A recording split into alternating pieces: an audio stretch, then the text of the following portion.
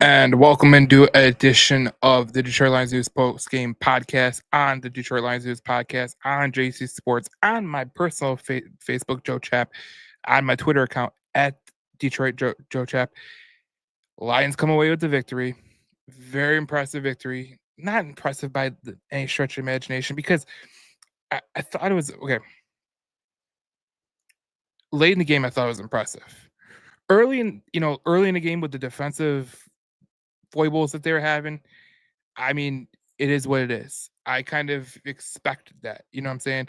Coming into tonight's game, I didn't expect the Detroit Lions to be a rock star defense by any stretch of the imagination. In my opinion, the Detroit Lions were going to have to win games, offensively. They were not going to be good defensively. They were going to be just enough. They're not going to be world beaters. They're not going to be elite. They're just going to be there. They come into today's game. Obviously, the 49ers are a dangerous offense. I told you on the pregame podcast, I told you in the game preview that this San Francisco 49ers offense is legit. Now, George Kittle was as advertised, and if you would have watched the game preview, I told you about George Kittle and his accumulation of yards after the catch. He is one of the best in the league at yards after the catch.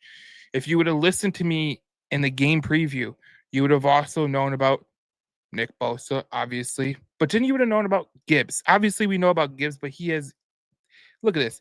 This is for a game has gained 10 or more yards on 16.3% of his carries, the highest explosive run rate among all players with at least 100 design runs this season. And obviously, I told you about Kirby Joseph and his uh, has allowed the lowest passer rating. But here's what it is, okay? Just let's keep it how it is. The Lions defense did it as much as they could do. They're not going to beat teams shutting them out. It's not going to happen. You're going to have to win with offense. We all know you're going to have to win with offense. So that is what it is. So when we look at the team stats overall, I mean, look at 439 yards to 475. You're giving up 7.9 yards per play. That's not going to win you ball games, but in the end, you won time of possession. In the end, you won the turnover battle, and that's how you're going to have to win. That's just how you're going to have to win. First downs, they had more first downs. They had less rushing yards, so you kept them off the ground. Their ground game wasn't successful, but we knew that was going to happen because they don't have a running back right now. Passing yards, they had 400. You still won the game, so it's not a big deal. Jared Goff had Jared right here. Where is it? Jared Goff had a great game, 26 for 34, 303 yards, 8.9 average pass, 3 touchdowns. Gibbs had 117 yards on the ground, 6.5 per carry, 1 touchdown, and a long of 30. Craig Reynolds had a good game at 4.4 yards per carry. Then you see Gibbs had 46 yards in receiving. It was just a good game from the offense, and that's what you're going to need moving forward. Honestly, the defense is not going to be able to carry you home. You're going to need the offense to score 30 plus, 30 plus, and I think the Lions could do it. I think we could talk about the defense. We could talk about um, what the defense needs to do in order to win a football game. The offense needs to score 30 to 40 points. Until you get some players back like Alex Anzalone, which let me play you Dan Campbell right now. He is going to talk about Alex Anzalone.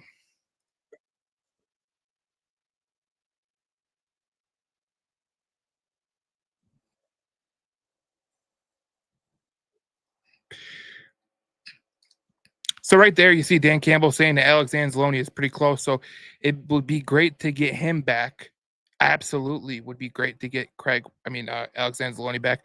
We know we're not going to get Hutch back for a while. Lee McNeil is a pipe dream right now. Carlton Davis doesn't seem like he's going to be, with the team that, moving forward because he's on IR as well. But just listen to the coach after the game today where he was talking about, does it get any better than this?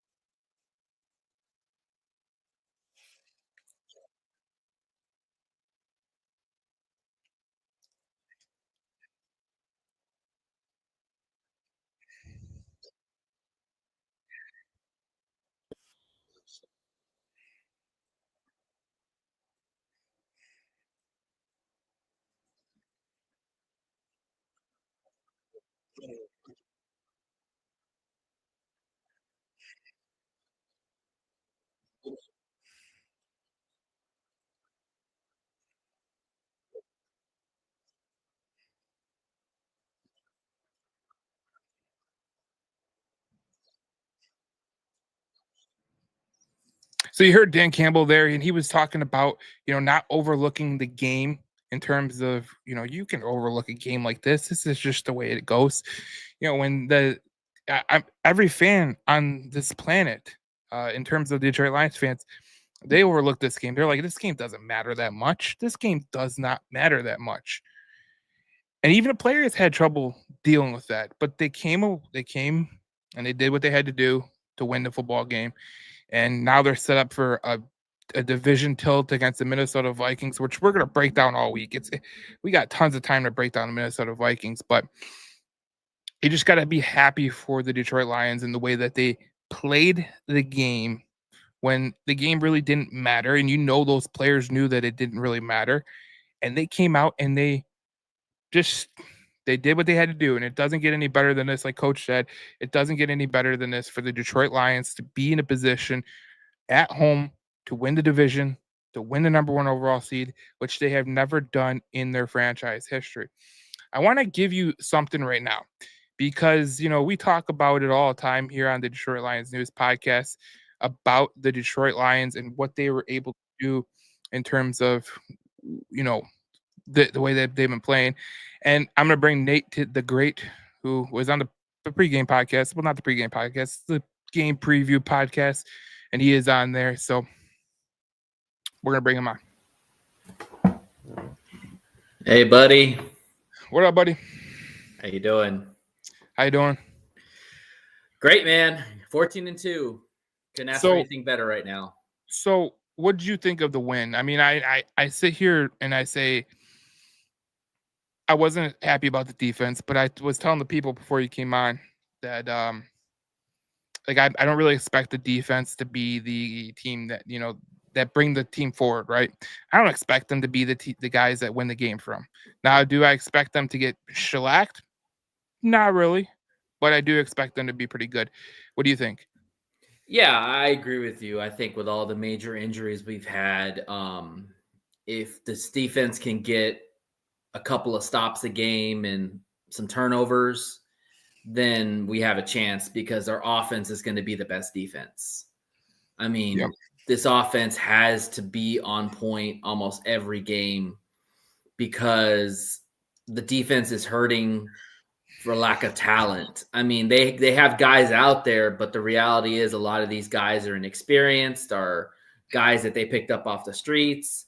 I mean, you just look at the big plays. I mean, Kirby had 2 picks. That's huge. Kirby's been balls out all year, all pro Kirby, I'm going to say. Miles Adams had a sack. No, I don't think anybody knew who Miles Adams was. It's just guys stepping in, man. But I mean, they got to play cleaner. There's no doubt. The playoffs are going to be a different animal. You're going to play better quarterbacks like Purdy, like Allen, like Love. And so they got to be better. But I think if you can get a couple of stops and some turnovers, then the offense will do its thing because I don't really see a lot of teams stopping these offense. This offense is something else. Like Goff is just dealing at a high level right now like I've never seen before. No, I say with this offense, like you could do whatever you want. I mean, honestly, like they come into the game and they are just, first of all, they're talented as hell. And I'm gonna put something up. This is, you talked about Kirby Joseph. Here is Dan Campbell on Kirby Joseph. I'll put it on the full screen.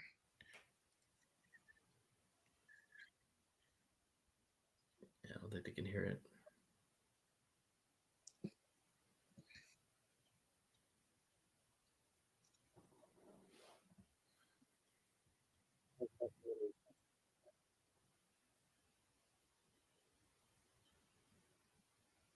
I'm not sure if they can hear it, boss. I can't hear it.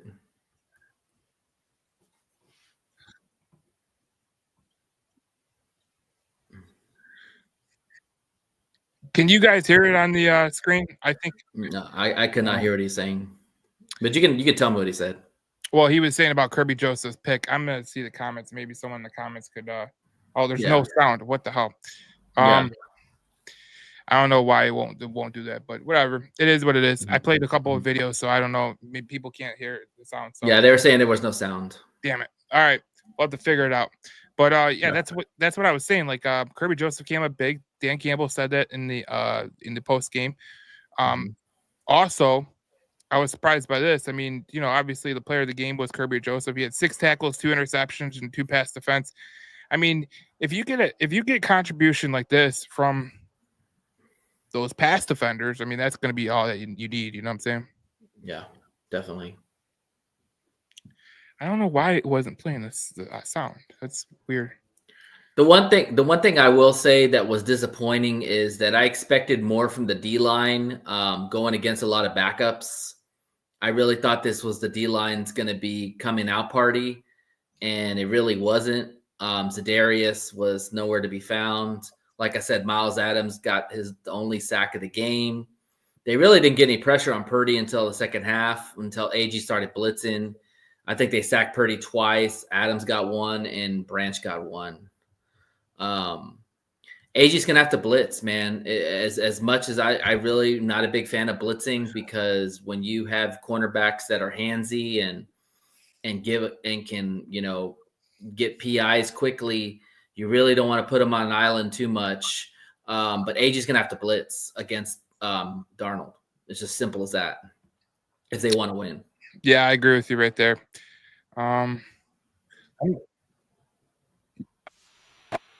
Can you hear that now? I hear that. Yeah. You can hear that? Yeah. All right, we're good now. All right, cool. All right, I'll just have to put it like that. But anyways, for whatever the reason, I don't know what's going on with this stupid thing. This is the first time I've done a screen share, so it is what it is. Oh, okay. Let's get the comments. There's some good comments here. Ken Fisher says the Branch sack was huge. I just wish we glitched a little more because Purdy had all day. I mean, blitz. He said he meant blitz. Yeah. A little because Purdy had all day. Purdy did have all day. It was pretty ridiculous, to be honest. Hopefully they figure out something for Sam Darnold, because Sam Darnold doesn't like pressure anyways. Yeah, you got me. I don't know I can reach you, man. Shoot, I had to figure out all the stream yards he had to figure out which one it was. Sue Penn says they kept saying it didn't matter, but if they won, but to us fans, we always wanted to win, and that's the thing. You know, a lot of people, they say this didn't matter, and even Coach Campbell said it was hard for them to focus. Man, it was really hard for them to focus because of what they've seen in Minnesota. Obviously, knowing going forward, like they are going to be playing a big game on Sunday Night Football against the Minnesota Vikings. And this is kind of where the scheduling kind of gets quirky because, you know, I hate when they play a Monday Night Football game and then they got to play a Sunday Night Football game. And it's not anybody's from the West Coast too. It's not the Lions' fault. I mean, the NFL's fault, but it's this weird, quirky kind of like scheduling quirks. And honestly, I was really relieved because there was a chance like late last week that the Lions could have played on Saturday night. And I said, I don't think there was no way in hell. Not come from the West Coast. That would have been a death. I think someone had a lot to say in there, but yeah, it is. We got no sound on Campbell. Yep, there you're right. I'll replay it. I'll replay it. Let me see if I can replay it and see if this works. But, let me see. Oh my god.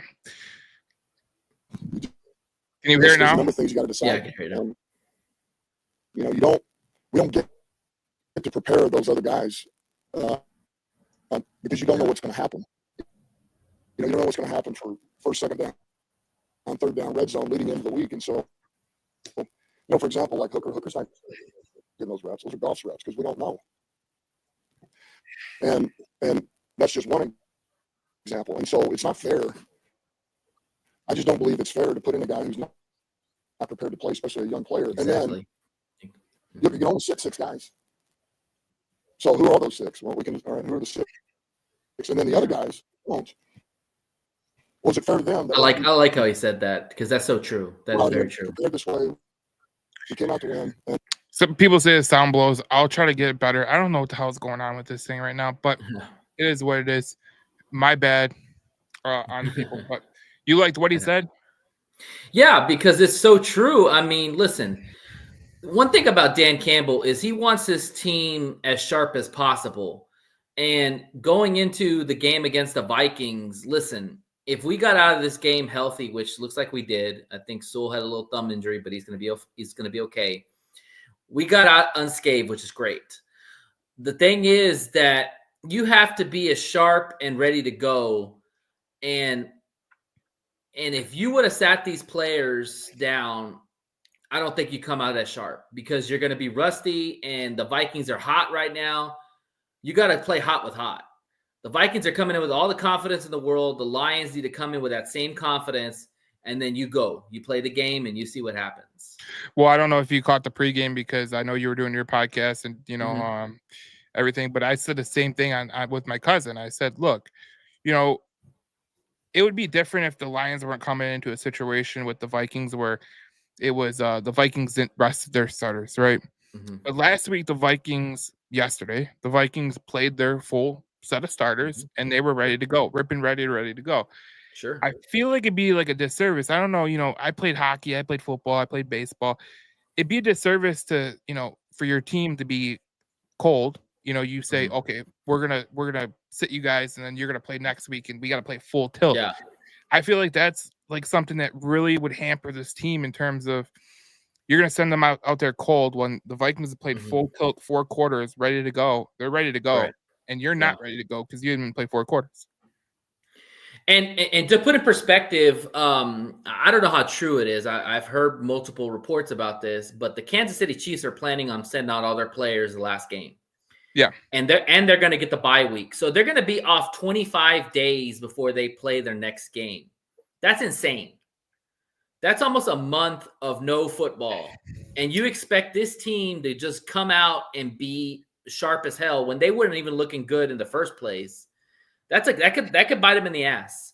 And Dan Campbell's not going to do something like that. Well, I'll tell you what, that thing, if they do that, I mean, that's just like a preseason of not playing football. And, and they don't do that.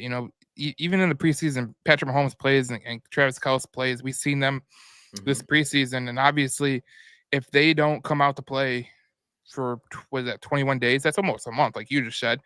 And look, if you get a team that comes into Kansas City, or, you get a team that comes in and they're red hot, man. They've been playing hard, playing physical. They've been playing playoff type football. Because there's a lot of teams that are playing playoff type football. Like Joe Burrow? Right. Like, would you, if the Cincinnati Bengals walked into the playoffs right now, got to 7th, and they get to Kansas City, do not tell me any Kansas City fan is like, yes, this is exactly what we wanted, dude. Yeah, no, I don't think anybody wants to see Joe Burrow right now. Hell no. No, people would be shitting their drawers if they seen Joe Burrow come. Like, I know I would. Like, there's one team in the NFC that I don't want to see at all.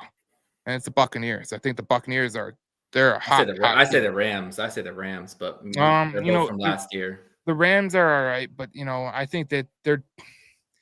I don't think. I mean, both teams would not be good to see. I agree with you. I just don't like to see the Buccaneers because Bucky Irving looks like he's legit, and then they got this Baker Mayfield's playing on. I don't know where Baker Evans. Yeah, they got Mike Evans back and Cade Otton, and then they got a couple of tight ends that are playing really, really well. And I'm like, Jalen McMillan, the kid from Washington, the rookie, he's playing out of his mind. So this is why they're a scary team, no doubt. And you don't want, and it's like I just said, you don't want to play the Vikings, resting starters coming into next week's game, and they came in. They're coming in white hot, man. They're playing really, really well. And we're gonna have to match point for point. That's what my opinion is. The way I look at it too is, and I said this on my podcast too, is that Dan Campbell has been a player in the NFL. Players don't want to rest. They don't want to sit out a game that they love to play for no reason. And Dan, I don't think Dan, even if this game, let's say the Vikings would have lost to the Packers, Dan would have still played his players all game. I guarantee you that. He does not want to rest his players. Injuries happen in football, but you can't play scared. And when you got a coach who's been a player in this NFL, who had a long career, he knows what he's talking about. And I would trust somebody who's been in the trenches with me rather than somebody who's never played the football. I agree with you 100%. So here's some statistics. So this is right here. I don't know how to go in on it. Let me see if I could do this. Third beat since 99 to wow. Yeah, he played like ass today, but he made up for it at the end. You know what? Brian Branch was due for a bad game, in my opinion. When you think about played bad last year, his PFF grade was one of the worst. I don't know what's going on with him, but you better pick it up. This is a huge right here. This is a good one too. Jared Goff right here. This is Jared Goff's been just surgical. Jared Goff has put together a historic season, 11th game of season with a 70% completion rate, 7th road game with a 70% completion rate. That's pretty damn good, man. Are you ready? Are you ready for this stat? Jared Goff is throwing some beautiful balls. Oh, yeah. He's thrown some ducks lately, but man, if you watch tonight, those were spiral pinpoint dimes he was throwing. That's scary for teams going forward, man. If Jared Goff is throwing some pretty spirals, watch out. He's playing out of his mind. And this is okay. Going in, we're not gonna talk about next week, but if I'm going to be confident about anything, it's this right here. That he's 10-2 in primetime games under Dan Campbell. Big time. You know, like you talk about being 10-2 in primetime games under Dan Campbell. That's pretty damn good, man. I love that. And you're in your own house too. It's not in the Vikings hellhole. It's in Detroit's den, which it's going to be rocking and crazy. I guarantee you. Yeah, it was crazy, but I just think this game today was crazy in every sense of the imagination. Logan. Sorry. We get Red Wing questions right now. Can I throw you a stat out real quick that I saw on TV? Yeah. So the Lions are the second team in NFL history to have a quarterback throw 35 touchdowns and running backs have 25 touchdowns. You want one better? Sure. Because remember back, I forget where I see this. It's got to be somewhere up here. I'm gonna look for it. Oh, here it is. A long time ago we were talking about the Lions, and we were talking about how do they compare to the greatest show on turf. Greatest show on turf. Look at this. I was stunned. To produce only teams in NFL history to produce at least 35 passing touchdowns and 25 rushing TDs in a season. The 2000 St. Louis Rams and the 2024. The grittiest show on turf. Man, it's amazing to me, man, that they're because me and you talked about this in an earlier podcast. We were talking about the offense being like as good as it's been. And it's been as good. Can't stop this offense, man. They had 152 yards on the ground, and they had freaking almost 300 yards, or they had 300 yards through the air. I mean, you can't ask for a better offensive execution. You just can't.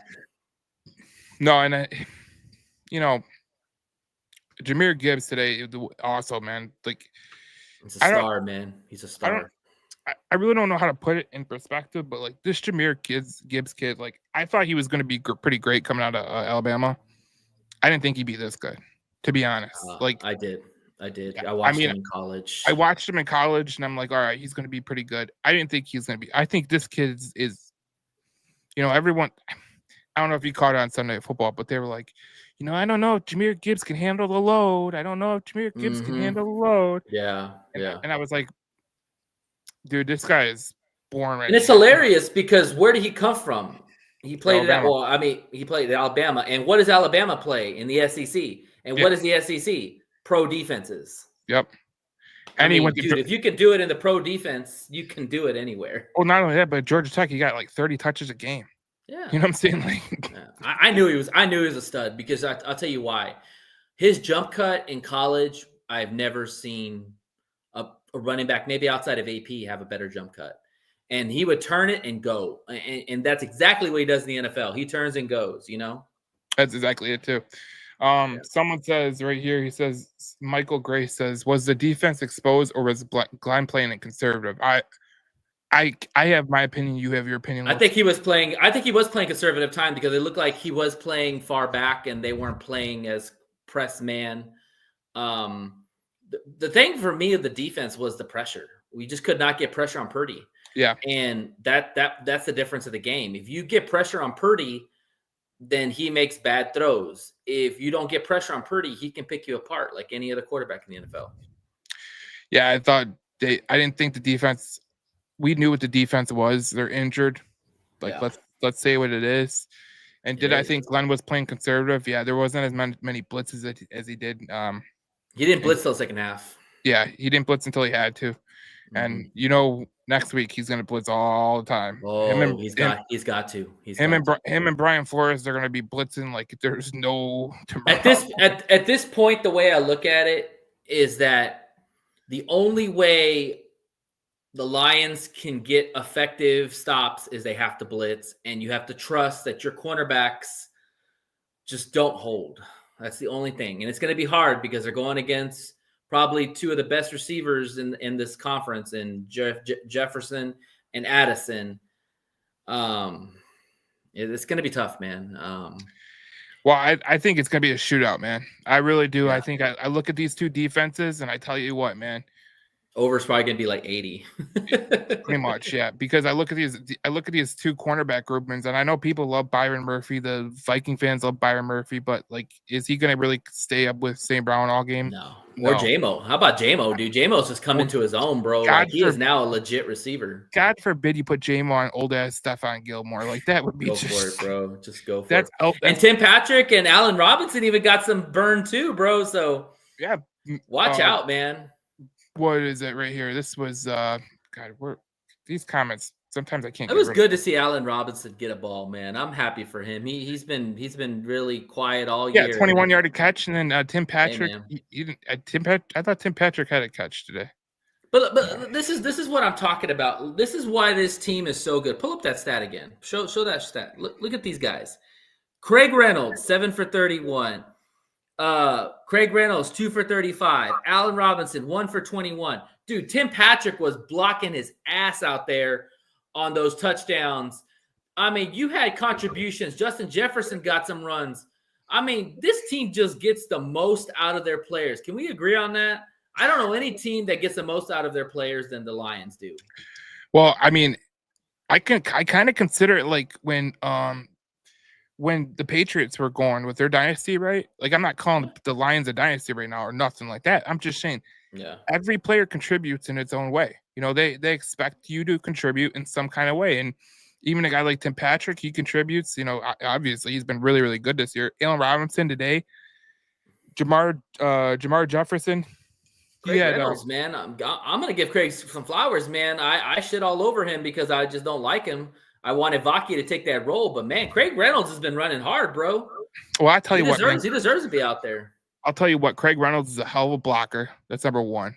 Yeah, he's a hell of a player. He's a versatile guy, and he just comes in there. He just does the business, man. And he's a very tough player, and you can tell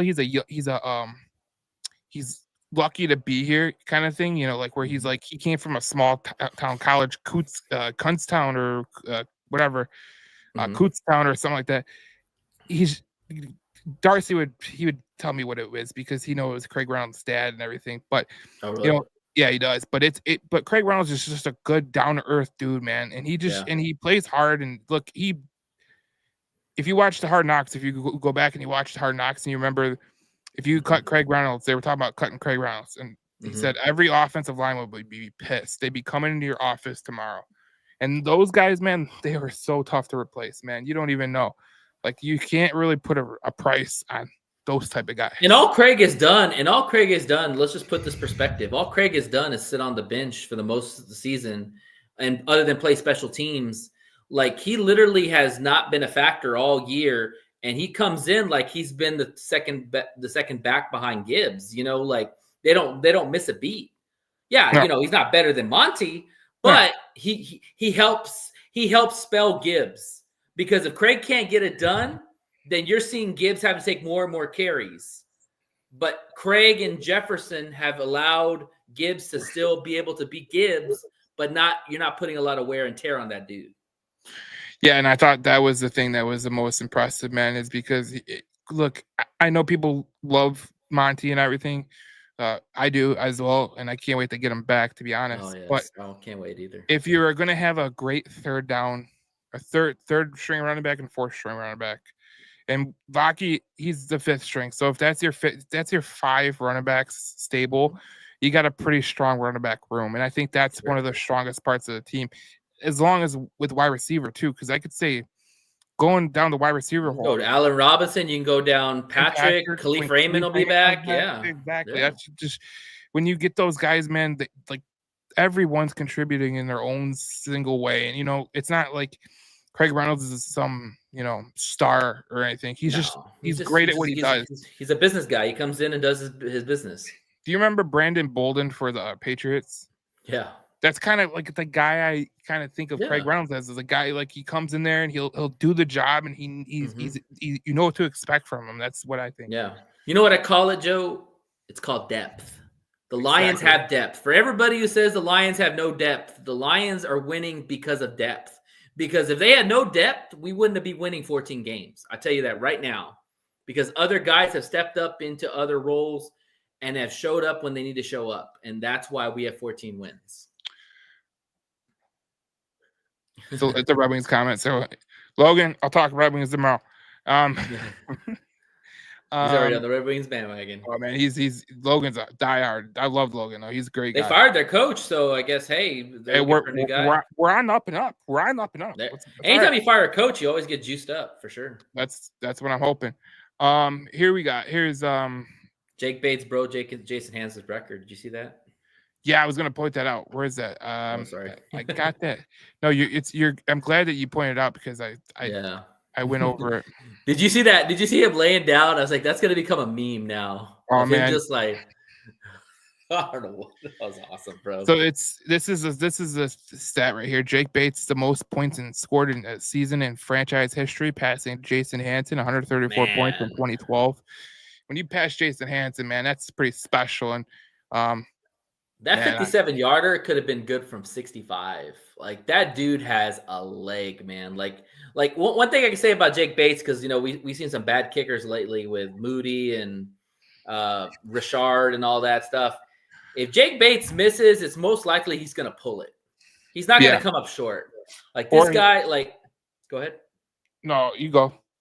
Oh, I was gonna say, if you watch the presser with Phipp, he said that Jake Bates kicks every kick with the same power, which is crazy to think because you think you would take a little bit off it like a quarterback when he throws the ball, but he kicks it the same power with every kick. And I see that because he puts the umph in every kick. That's why he pulls sometimes and he misses because I think he kicks it so hard that, hey, sometimes it's going to knuckle it and it's going to miss. He's never going to come up short. I'll never see him. He's just ready to go. Look at him. He's mesmerizing over to the freaking field goal, man. That's what Jake Bates is doing, man. Yeah, he's like, I love those field goal posts, man. Those are great. And I know Jake Bates ain't gonna like that because he seems like a very Christian man and very, very godly man. And I guarantee you those are gonna come with a lot of sexual connotations. But hey, I think he's just gonna laugh it off. Yeah, he's our kicker. Got the right guy. Good job, Brad Holmes. That's all I gotta say. Well, I don't know if you saw the Snapchat. I mean, was it Instagram reel that came from Eminem during the Houston game? Where he kicked the 58. He said, "Man, he's like you could play Shake That to that song because that was close to the Super Bowl, man." I mean, he's been a godsend, and the thing about it is, like, I remember a lot of Lion fans were pissed off when Moody was drafted by the Niners because they wanted him so bad. Yeah, and Moody probably lost them the game. Or at least lost them a chance at the tie a game because they kicked a 57 to 58-yarder, which honestly, those are tough kicks. I don't care what anybody says. But he missed both of them, and then Jake Bates just nails a 57-yarder like nobody's business, man. So that had to be like, Jake Bates had to be like, yeah, this is why I'm here. Jake Bates has already commented on the whole thing. He says, my family and friends are already having a field day with it already. It's fun. I understand it. For what it's worth, Bates said it's fine. Normal instruction. I can't believe the media did that to you. I can't believe they broadcast that Hogan hadn't, that long snapper said. That's hilarious, man. I don't care who you are. That's hilarious. Speaking of Hogan, man, Hogan got his ass handed to him on that block. Did you see that? He got blown up on that block extra point. I'm surprised they didn't call that. I don't know what's going on with the NFL officiating in terms of not calling the snapper getting obliterated. This is the third time this year that this has happened. But is that legal? Because you can't jump the guy. No, it's not legal. It happened in the Bears game, where the Chicago Bears got their field goal blocked by Green Bay. That was one that should have been called. And then there was another one that should have been called against the Kansas City Chiefs. Well, not the Denver Broncos, because they did it too. So. I just thought Hogan got blown up, man. I mean, it happens. He's a rookie, he's gonna make mistakes, but I didn't know that that's illegal. He's protected. So I mean, like the fact that the NFL isn't really making it like I'm sure they'll flip something in the presser about it because he does a really good job of analyzing the. I've never seen a guy talk more in 30 minutes about kicking and field goals and all the way the strategy. Like, it's amazing. Like, I don't know if you ever watch his pressers, but he's a very smart guy. I'm sure they'll ask him something. Yeah, he's a very smart guy. I'm pretty sure they'll talk about something. So, all right, here's some comments. Roy says, I love how the Lions use the speedy guys on those lateral plays. Kills, bro. What did you think about that lateral play with St. Brown and Jamison Williams? Because I got to tell you, man, that's one of those plays, like, if you don't have the horses to do that play, you just ain't doing it. Yeah, like you said, if you're going to run a hook and lateral, you better have a speedy guy. And the 2 times they've run hook and laterals have been with Gibbs in our Arizona and JMO. Those are probably 2 of the fastest dudes on the team. Yeah. So I love it, man. It just speaks to the unselfishness too of Amon-Ra St. Brown, bro. Like, he knew it was going down, and he's like, you know what? I could just go down and we could go another play, but I'm gonna be unselfish and give JMO a shot here and see if it works. Like, kudos to him, man. He's done it twice. Well, St. Brown is a hell of a teammate. You know what I'm saying? We could already speak enough about St. Brown, dude. He's selfless, man. He's tough too. He is tough as nails. David Zyron says, we got lucky nobody got hurt. Go Lions. If the quarterback would have went down, everybody would say, why did you have to play him there? You can't have it both ways. Like I said, go Lions. Defense has to play better. Smith and Reddick has to show up. Injuries happen all the time. Nobody would have said that because they knew this game meant something to them in some aspects. Well, how do I say it? Because I think a lot of people are just joshing at it. People need to let go of the whole thing. Like, if someone would have got hurt, because you can get hurt going out for can't pregame. Play scared, man. Can't play scared. You can get hurt going out in pregame. You know what I'm saying? We've seen it happen before. So Greenlaw got hurt just trying to go off the sideline. Remember, he tore his Achilles literally right after the second. He was going on the. He was going on the field. He didn't even get on the field. Mm-hmm. So that's just what you deal with. And so, we got lucky. No one got hurt. I mean, everyone can get hurt in a game. And honestly, I was way more worried about them getting hurt in the second half of that. I mean, the first half of that game, because I felt like they were playing lackadaisical. They were playing. The hitting was hard on both sides, man. They were, and that play was getting hit. That play where Laporta got hit in the head, dude. I was like, oof, man, that's not good. But I was worried when he got kicked in and hit in the knee. He looked like he got clipped in the knee on one of the plays where he caught the ball. Like, man, whew. Yeah, I don't play football.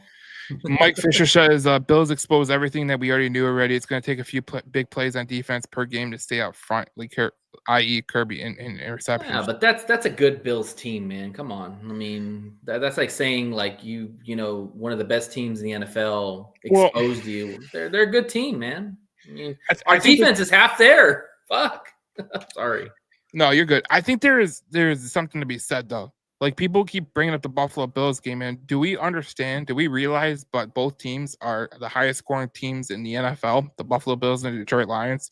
Mm-hmm. So what we feel like what the Buffalo Bills are trying to do to us, what they did to us, is what every team in the NFL plays when they play the Lions. They feel like, like they're letting up points that they shouldn't be letting up. They know it. Yeah. They know deep down inside that they're getting scored on, and there's nothing they could do about it. That's the game, man. That's. And here's the And here's the comparison too about if you want to talk about the Buffalo Bills game, the Lions enforced a turnover in that game. Yeah. So the thing is, like I've always said, this defense, because of how depleted they are, they have to rely on turnovers and timely stops. That's what this defense can do. And if they don't get turnovers, it makes it a lot harder to win games. Look at Minnesota; they're the same way. They give up a lot of yards, but they rely on turnovers. So if we play a clean game, Minnesota ain't winning. Period. You can make that a soundbite. That's funny as hell. No, but it's insane, man. People always talk about the Buffalo Bills and like that game was like a 1 out of 2. There's only 2 teams. Buffalo Bills might make the Super Bowl, man. There's a possibility they can make the Super Bowl, and then what? What's everybody going to say then? Well, no, I just think that there's 2 teams in NFL that make you look stupid. It's the Bills and the Lions. Offensively, they're so good that they could just beat you down, and there's nothing that you can They're a really complete do. team, man. They play good defense too. Yeah, I mean, yeah. So I wanted to share this too because this is everyone talks about Jared Goff like he's not any good anymore. But Jared Goff ranks among all quarterbacks since he threw 5 interceptions to Houston. And won the game.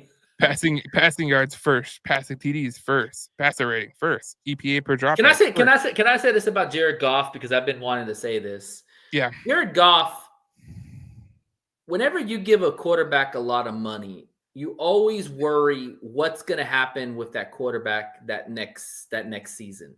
Yeah. And I would say that the quarterbacks that got paid, Jared Goff has played or outplayed. I wouldn't say outplayed, but he's played his contract. Like you could not ask for a better start to his new contract than this year, where he's going to have a career high in touchdowns, more likely, one of the top passer ratings, one of the top completion ratings. Like Jared Goff is just blossoming into this quarterback that we hope we saw when the Rams drafted him. Now you're seeing it. It took a little bit. It took the right guy. It took the right system. It took the right belief. But you are seeing the Jared Goff that the Rams wanted to see. This guy is surgical. He's accurate. He for the most part, he takes care of the ball. And man, is he zipping the ball too. No, I think a lot of people like when Jared Goff got paid, like I think everyone took a collective breath and goes, really? Like really? And I was okay with it. I mean, I was cool. Somebody was gonna make more than him, so it was bound to happen. I just looked at it like it's a going rate, man. Like it's like pitching in baseball. Like you pay the going rate. Either you pay it or you don't. The next team will pay the going rate. And then but Jared Goff though, man, like the one thing I could say about him is I think he's just reaching his prime. You know what I'm saying? Like I don't think he's really reached the peak of what he could potentially be. And a lot of people, they say like. There's a lot of people out there. They talk about Ben Johnson being the reason why. You know what I'm saying? Ben Johnson's the reason why. I don't believe it, man. Like you have to have a good quarterback to run a good offense. Well, I'm a sicko, and I went back. I went back and I watched the first year of Dan Campbell after he fired Anthony Lynn, and the same offense that they ran against Pittsburgh and all throughout the rest of the season. You know whose playbook Ben Johnson's using? It's Dan's. Yeah. It's Dan's camp. It's Dan's playbook, man. Because there's still stuff that they did in those games because they were nowhere near as talented as they were now. And not only that, Joe, but I've been saying this to all the Goff haters. Goff was a number 1 pick for a reason. Right. Like he is got talent. People don't think this guy is like, no offense, Sam Darnold, who was a journeyman that never really popped. It wasn't a first round number 1 pick. But Jared Goff has got talent, man. He can sling the ball. He's accurate. He's poised in the pocket. He doesn't get too high, doesn't get too low. The only thing you can knock on him is he's not athletic. That's okay. He can throw the ball from the pocket. That's all that matters to me. Like, I agree with you, man. Jared Goff deserves a lot of the credit. Ben Johnson has been a big part of it, but Jared Goff Jared Goff is one of the biggest reasons why this Lions has had a turnaround. Simple as that. So a lot of people say that Jared Goff can't throw deep. God, I hate that. Yes. So it's one of my favorite statistics. We'll bring it up right here. Let me put it on a full screen so people can see it.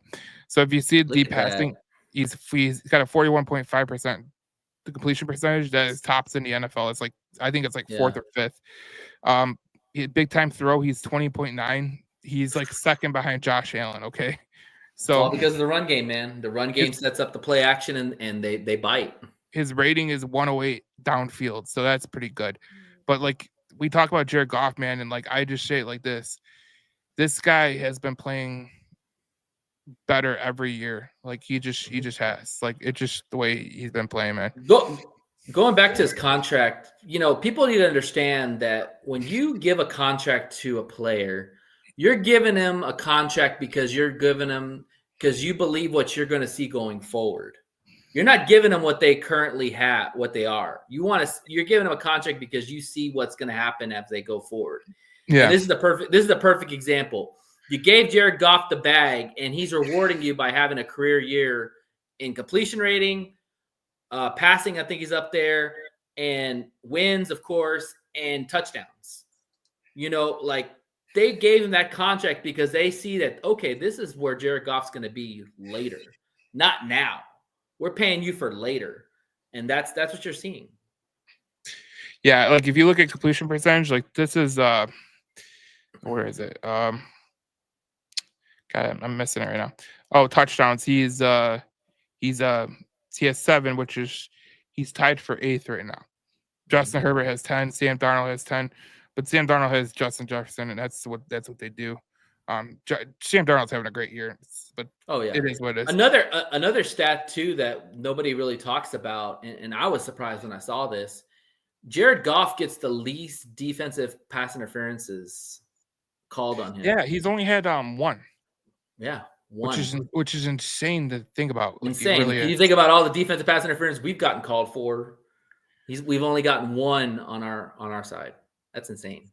Yeah, it's insane, but like I was looking at it like what is it? Big time throw. Like Jared Goff is just he's right there in the he's right there at the top of the list. I mean, he doesn't do the big time throw like a lot in the pro football focus, but it's good enough. You know what I'm saying? That where is he? He might have been. This is because it's collectively, but whatever. Mm-hmm. It is what it is. I mean, he doesn't have to. He's got a great running game, and he can definitely sling the mid game and all that. But if he needs to get the shot downfield, he can do it. And I expect him to do it against the Vikings because I feel like in that Packer game that the Vikings were playing in, Love to not take shots downfield against a weak secondary, in my opinion, in the Vikings. Goff will do that. I guarantee you that. Well, here's the thing about Jordan Love. A lot of people talk about Jordan Love and I thought he was going to be pretty good, to be honest. Yeah. But well, you were one of the ones that said no. No, I'm still saying no. Well, I know you're saying no now because he has looked like complete ass lately. It just adds more to my belief that he's not that guy. But go ahead. Well, I thought he'd be better than he's been, but man, dude, sometimes there's things about Jordan Love that is ridiculous. Like he doesn't take the chances downfield, and then when he does, it's usually a dumbass pass. That's what he does. And Jordan Love never takes advantage. You realize that they were a fingertip away from being winless in their division this year. Winless. Because they should not beat Chicago. First of all, that should have been a penalty. That was the penalty that should have been called. Today against Hogan Hayton, they obliterated the center. That's why they blocked the kick. Call it. But it is what it is. He kind of looks like Caleb without the picks. And I say that because Caleb doesn't throw a lot of picks. Jordan was throwing a lot of picks earlier in the season, but he looks like he's regressed a little bit. Like he doesn't look confident in the pocket. And the only times you really see him ball out is when he plays sorry defenses and sorry teams. When you look at when he plays against the big boys, he's terrible. No, that's the thing about Caleb Williams. Like I do like Caleb Williams in terms of like the way he plays or whatever. But if you look at Jordan Love, like he's had several times where he was bailed out by a pass interference call, and he's I think he's up there in terms of interceptions, if I believe correctly. No, I don't Caleb? think he is. No, Jordan Love. Caleb hasn't thrown. Oh, yeah, Jordan Love. Oh, yeah, he's up there. Jordan yeah. Love has 11 interceptions, which is one behind. Well, he had 10. He had 10 in almost the first half of the season, but he's really shut that down.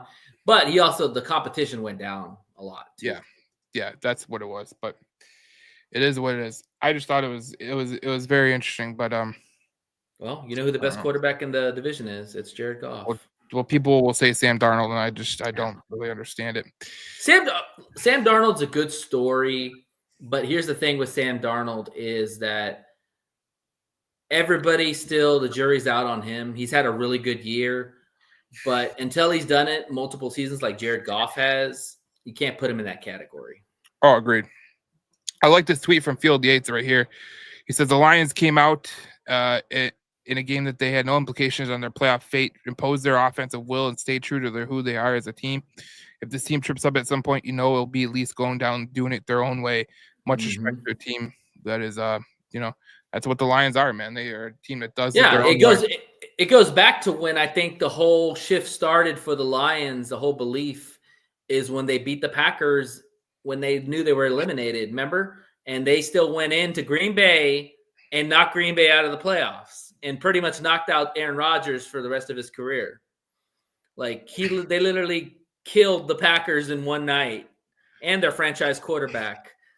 Like they had nothing to play for and they balled out in that game. This is funny as hell, man. This is Shannon Sharp. He says the Lions. Wait, there it is. Lions have more tricks than $1,000 X score. Oh my God. Ben Johnson's Lions offensive coordinator stays in his bag. We all know that. Shannon Sharp had his little Instagram live moment, so we had to keep it real with you. Leo says Williams was awesome. Gibbs is true gold. We both agree to that. That's totally true. It's Brad Holmes, man. Brad Holmes. Give him all. Roy says, was Darius even out there? Didn't see him much at all tonight. I mean, yeah, he was kind of manhandled by backups, which concerns me. Well, I know he'll be very, very. Well, he's playing his rival. He wants to play hard against those rivals. Let's see it. He's playing against a team that cut him. So even better. You could give him a little bit of added motivation. Come on, does Darius get some sacks? You know what I'm saying? We need to sack Darnold, man. Because watching that Packer game, the Packers could not get home.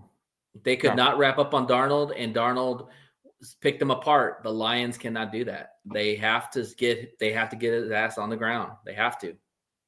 Well, if we're being honest with each other, that's what Green Bay's foible has been all year long.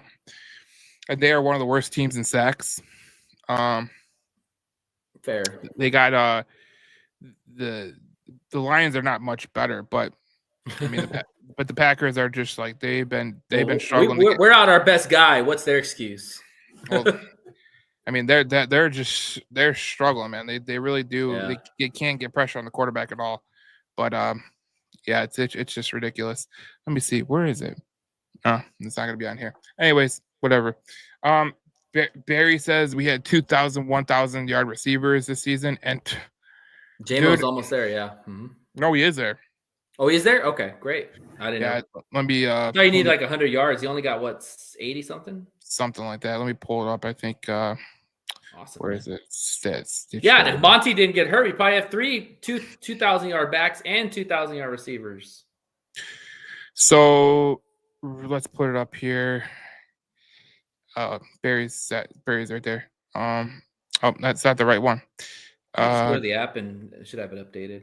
That's what I'm doing right now. All right. Share screen. Let's do this again. All right, here we go. Jameson Williams has 890. No, that's not right. No, JMO is 967. Yeah, so he's almost at 1,000. All right, so yeah, he's at 967. It says 890 on his ESPN. He need 100 yards to get to 1,000. So I think he had like 80 something in this game. So he's right there. He'll get it for sure.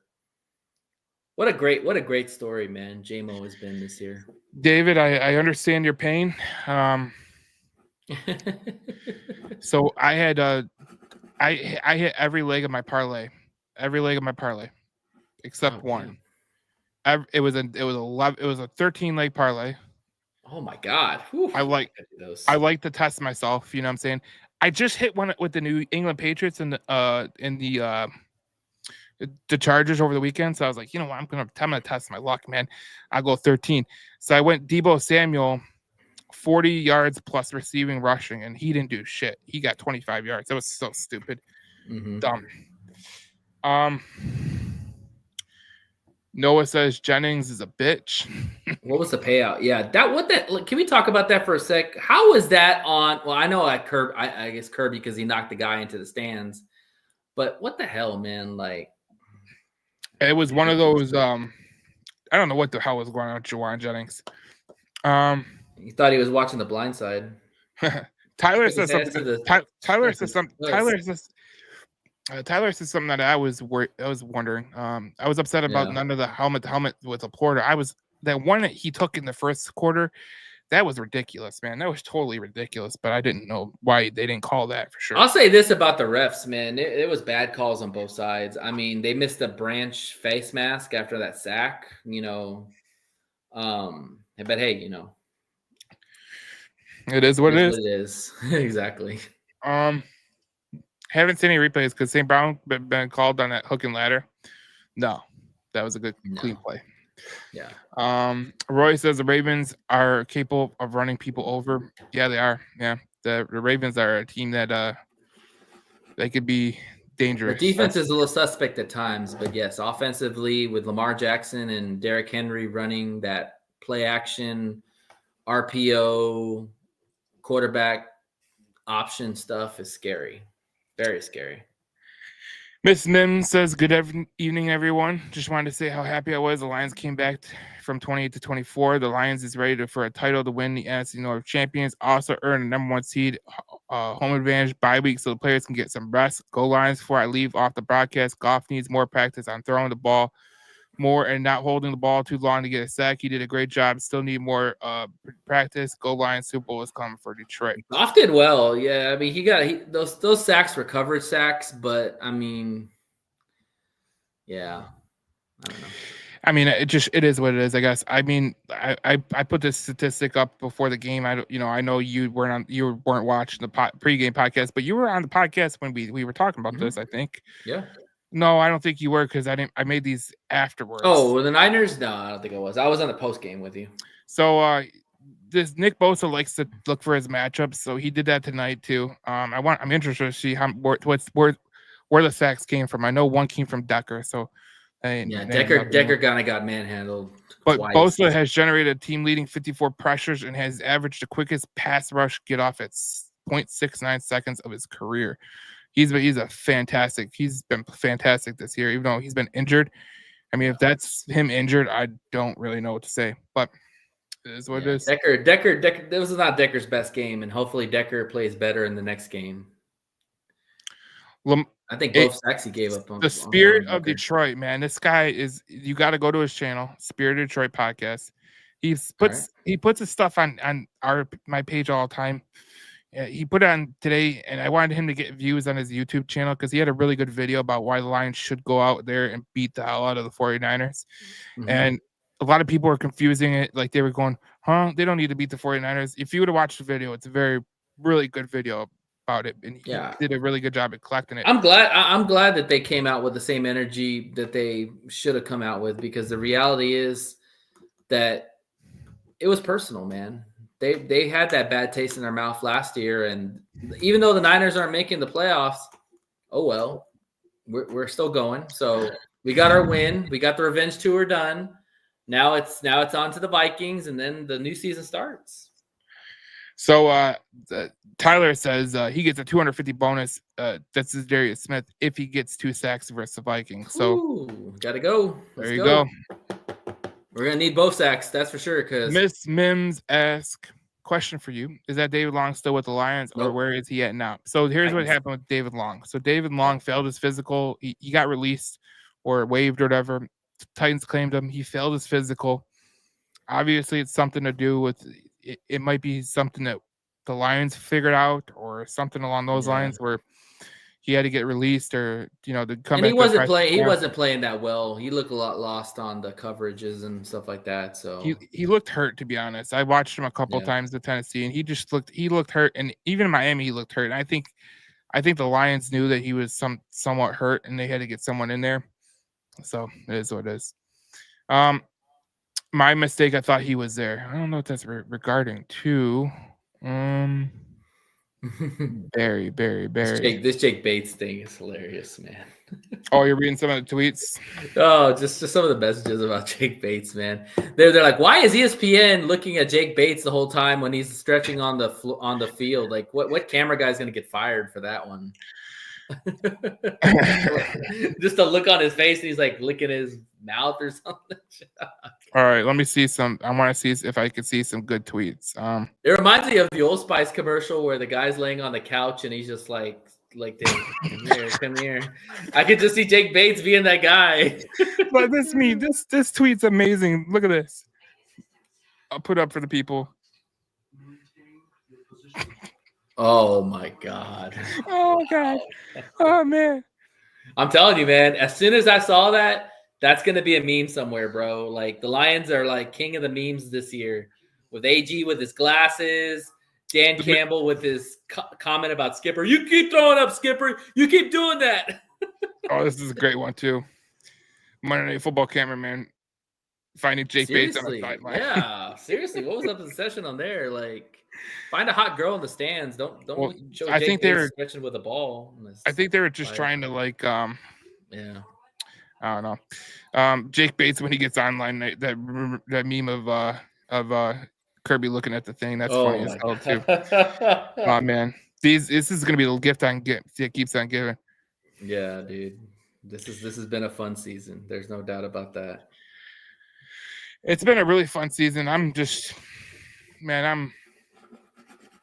haven't even got to the playoffs yet, man. It feels like the playoffs, right? Yeah, it feels like the playoffs, man. I just like it's just long ass season, man. Like I wanted more games. I'm like, nah, dude, I'm good. This is enough, man. Like, I'm ready to get to the playoffs, bro. Like, this has been a long ass season. Yeah, it's. I'll tell you what, man. I don't know about you, but like to me, like this has been just a fun season, and oh yeah, absolutely, man. I'm glad I started my podcast this year for sure. This is a good tweet by Jeremy Reisman right here. He says, just because it needs to get pointed out, the Lions' fourth down aggression chumped out an additional 4 points tonight. Failed conversion, which was -3. Fourth down TD, 7 over +4. And then a fourth down over a punt that led to a field goal +3. Shout out to Jeremy, man. I love Jeremy. Yeah. He's great. I love Jeremy. I'm trying to get him on the podcast, but he's a really busy man. So we're gonna try to churn out something because he likes my page and I like his stuff. So yeah, if you do, let me know, dude. I'd love to chop it up with him, man, for sure. Yeah, I'd love to have you on too. Like that's what it is. Oh yeah, dude. I love Jeremy, dude. Like I would always listen. No offense to Jeremy, but like I have my own podcast now. But before that, I would always listen to the Pride of Detroit. Always, man. I still listen to them. I mean, I think it's good to kind of like learn off other people's stuff. Sure. Yeah. As I've been growing my podcast, and it's been pretty well. Yeah, it's been pretty well, man. I love doing it. Like today, right now we got podcast. We got a lot of listeners right now, but right on. It's like 1 o'clock for you. Yeah, 1 o'clock. Yeah, but it's just a lot of fun, man. And this season has been a lot of fun for me in terms of like everything that's been going on. Obviously, like last year at this time, like I was not in a good place, like mentally. You know what I'm saying? Mm-hmm. But like this year has been. I've enjoyed this, man. It's been a lot of fun, and yeah, let's keep it going, man. Now we got to keep it going. But here's the funny thing about it. We look forward to this, Viking game. We'll turn our attention to the Viking game now because honestly, like everybody's been talking about it. Our podcast was hard not to talk about it. We kept okay. We got the Niners to play. Let's talk about that. It's hard not to go back. We talk about this game coming up with the Minnesota Vikings, man. And I tell you what, man. The thing that makes me the most intrigued about this game coming up, I'll tell you right now, is like a lot of people are going to say the Lions defense can't handle, you know what I'm saying, the Vikings offense. Well, I think both offenses are going to score. I think it's going to be who has the ball last. And honestly, if you want to be totally honest with yourself, who do you really trust more to make the difficult decision to, make a big call? Jared Goff and Ben Johnson, 100%. Well, Dan Campbell or Kevin O'Connell, I think it's Dan Campbell. I mean, Dan Campbell's done it. Well, I'm just saying long. offensively, Ben Johnson and Jared Goff together, yeah. But I respect the hell out of I respect the hell out of that Vikings team. I think, yeah, they're good. They're a good ass team, man, and they play it the right way. They're kind of like the Detroit Lions in a way. They're they are gritty. They're tough to play against. Their coach is a maniac, just like Dan Campbell. I don't know that anybody's Dan Campbell, but there's no one like Dan Campbell. But I'm just saying, Kevin O'Connell is a former NFL quarterback. Yeah, he's a likable guy. I want to punch him in the face sometimes, but yeah. He's a likable guy. I hate going against him because he's a division rival. You know what I'm saying? Mm-hmm. But deep down in my side, inside, I go, man, this guy's a good coach, and if he wasn't coaching the Vikings, I'd be like, this guy's great. I think he was one of the highest liked coaches in the poll when they did that poll in the offseason. Kevin O'Connell was higher than Dan Campbell. Him and Dan Campbell are 1 and 2. Which, look, they're easy to play for. I mean, I could tell you right now, I know someone who played for Kevin O'Connell the last couple of years. He's been in Minnesota, and he says he's a very good head coach, and very easy to play for. Comments. Have a good night, Miss Mims. Yeah, you too. Thank you for coming in. For me, honestly, dude, like I'll tell you right now, turnovers. Whoever can force the turnover or turnovers is going to win this game, because that's going to take a possession away from that offense. Yeah. And every possession is going to be paramount. You're going to see hardly any punting. I don't think the Niners punted once. I think all the stops were either the end of the half and the 2 turnovers by Kirby, right? Yeah. Okay, so I don't think they punted. And Jack Fox didn't punt either. Well, so, you want the stat? You want the stat that's going to blow your effing mind? Go for it. I'll pull it up right now. It'll blow everyone's mind. Can you put the Jake Bates, put the picture up and just say that blow my mind? First game since 1937 with 10 plus TDs and no punts. 1937.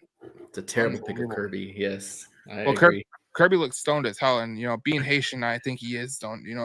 Did you see Iffy on the sideline? Iffy looked like he was falling asleep. I was like, well, I think it's funny because I think Ifeatu Melifonwu and Kirby are both Haitian.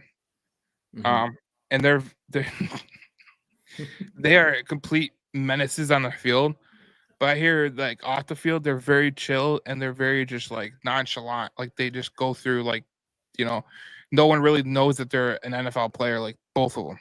Yeah, they say the DBs on Thursday night would go over to Kirby's and just chill. So I love it, man. I mean, this team's camaraderie, the way they play for each other. I don't know if you caught the JMO and Amarov interview with Scott Van Pelt, but no, I got to go back and watch that for sure. Yeah, I'm just so happy for JMO, man. Like he's come so far, and everybody was willing to write him off, and all he's going to do is probably end up with 1,000 yards, maybe 10 touchdowns. I mean, people want to say, yeah, Laporta's had a down year. Why? Because JMO has 1,000 yards, and that's what we wanted. Laporta's going to be probably around 700 yards, 600 yards. That's okay. But JMO and St. Brown are supposed to be the catalyst for this offense and the running backs, of course. Well, I think JMO has definitely – hold up. I think he's become a legit threat. He's a legit threat. Well, I think JMO has definitely set the record straight on what he's doing. Yeah. He is – first of all, let's put it this way. JMO has been playing out of his mind, since he's came back. And a lot of people wrote him off. And, I was critical of him at points during last year, you know what I'm saying? Mainly because he cost me a $12,000 parlay. But we'll leave that where it is. You and parlays, man. Starting to see why you got the 3 Kings up. No, I was I just I enjoy doing it because sometimes I do win pretty big, but you're good, man. I'm just that 12 grand was I don't bet exorbitant amounts. I'll do a $5 parlay and try to win 1,000 or whatever. But that was a 26 that was a 25 legger on FanDuel, and I had Jameson Williams for a 40-yard reception, and a 40-yard reception. Wow. yeah, and he if he would have caught it, it would have been a 42-yard reception. So it was awesome, man. But it hit him right in the face, man. But JMO has been absolutely phenomenal as this year, and I feel like JMO is like turning the corner in terms of his professionality. If we've, even Jared Goff said like he's been better at his route running, that's how you really he's done really good on his route running, really good on his breaks. Yeah. Because that pass that he caught earlier in the game where it was like a tight catch. I mean, dude, if JMO would have made that last year, you probably would have been like, no, he's not making that catch. But JMO's been playing some really good ball, man. I'm really excited for him. I'll say one thing about JMO too. The issues that we had with JMO were not football related. No. They were personal related. They were dumb mistakes, wrong situations. It was never on football because he loves football. He balls out. Even when he would be in training camp, everybody would be talking about JMO's coming. Watch out for JMO. So it was never about football with JMO because we knew when he got on the field and he got his head out of his ass and got out of his own way, this guy was going to star because he's got the talent. The guy is one of the fastest guys in the NFL. His hands have gotten so much better. Yep. And not only that, Joe, he's taking shots in the middle and just taking licks and just keep on ticking, bro. Like he is, man, I'm excited what this offense gonna look like going forward. Well, even me with like the way I think about it, like JMO, like I think the one thing about JMO that we could both say, me and you could both say, is that JMO is playing out of his mind, right? And the second thing about it, man, and I know you're gonna agree with this 100%, but the second part about it is JMO. I've always said on the podcast for 2 years now.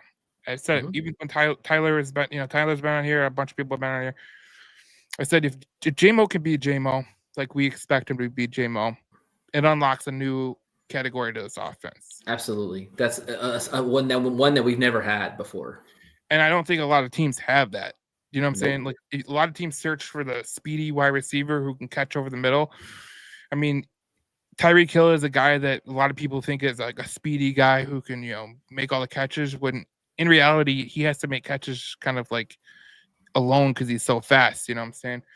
But JMO, if he became the player that we thought he was going to be, he was going to unlock this offense ridiculously. And we're seeing it this year. Like he's totally unlocking this team. Yeah, I mean, the sky's the limit. This is what we envision. This is why people go, why did Brad Holmes take a shot at JMO? Because you look at it now with Amon-Ra St. Brown's probably going to get around 1,200, 2,500, whatever. JMO's going to have over 1,000. Like, this is what you envision this offense to be with those two dudes. Yeah, I think that everyone envisioned this offense being great. And there's a guy who is making a statement for Kirby Joseph to win Defensive Player of the Year. He should be in the discussion. Well, who else? It's Quandre Diggs. Quandre Diggs saying Curb for defense. Oh, I love Quandre. I love Quandre. Who would be his biggest competition? TJ Watt, probably. TJ Watt's had a great year. But he's not leading in sacks. I think Myles Garrett is. And Myles Garrett hasn't really played that well this year. He has the tackles for loss and all that jazz, and he's playing hurt too, so that's another reason people are gonna do it. And honestly, I feel like the Watt name just gets you a little bit of an edge. Oh, absolutely. Absolutely. When your brother was JJ Watt, absolutely, for sure. Yeah. Is he all pro? He's gonna be all pro, yeah. Yeah, he better be all pro. He deserves to be all pro. For sure. What was I gonna say? Oh, yeah, his tackles for loss are up there. His sacks are up there. I mean, he's not the best sack player, but he's been playing hurt and whatever the case may be. But I think the last couple of games with Steelers losing have been hurting his case. So we'll see what happens. I saw some guy has a parlay for Jaden Daniels and went Rookie of the Year. MVP to be God, who do you have as MVP? Lamar Jackson? No, Saquon Barkley. And then he had defense player of the year is TJ Watt, which it was ridiculous odds. And he had $100 bet and it could pay out 32 grand. He cash out right now at 24. So I would just cash out, but it's Okay, like, so I'm gonna throw something out there. Let's say Kirby gets 2 picks against Sam Darnold, and the Lions lock the #1 seed, their division. Is he defensive player of the year? you would have to think, man, because here's the thing: it's going to be in front of a national TV audience. Nope. The second thing is it's going to be against a media darling. I mean, I've seen Huge game, huge implications, and if he comes out big time, well, and he'll have 10 interceptions. How many players have 10 interceptions? What did Bland have last year? He had what, 8? yeah, Or he had 10? yeah. Well, Yeah. Kirby Joseph leads the NFL in interceptions right now. I know he's got 9. So Yeah. but if he can get I'm just gonna say this out loud. Go for it. Say it. Any Lions player Say it that with has your chest. any Lions player that has a big game on Sunday is gonna get a huge buzz nationally. Like, let's say Jared Goff goes out there, he throws for 350 Those 5 yards touchdowns. and throws 4 touchdowns or 5 touchdowns. Let's say Jahmyr Gibbs this is not concurrent because they're not going to do this, but let's say Jahmyr Gibbs goes out there, he has 200 all-purpose yards and 3 touchdowns. Or St. Brown or J-Mo have a big game, or one of the defenders have a big game. Like if Kirby Joseph has 2 interceptions, or Brian Branch, like this is going to raise their level in the eyes of a lot of NFL people. Agreed. You know what I'm saying? Because everyone's going to be watching this game. Like there's no one that's not. Well, when you do it on the big screen and you do it in a big game when everything's on the line and you ball out, you're in a different level. Oh yeah, for sure. I think the thing that's most important about Sunday is like if you're a big time player, you come out to play big time games. And I feel like the Lions have played more big time games than the Vikings. And this is where I give them a little bit of an edge. Because sometimes when you come into these games, in terms of you're coming into the game, it's a big game, right?